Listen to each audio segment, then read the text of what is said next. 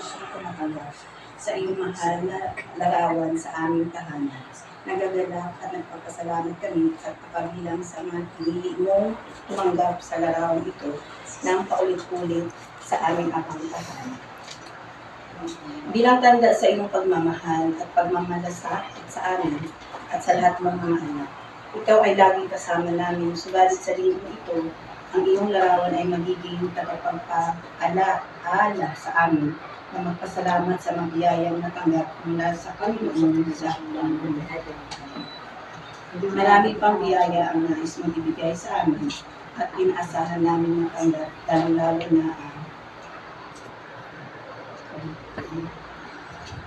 habang araw-araw sama-sama kami lumuhod sa iyong harapan at magdarasal ng kapangyarihang rosaryo na ipinangako mo makapagdulot ng kapayapaan sa buong mundo. Ipinapangako namin sa pagdalaw ng iyong larawan, ito na,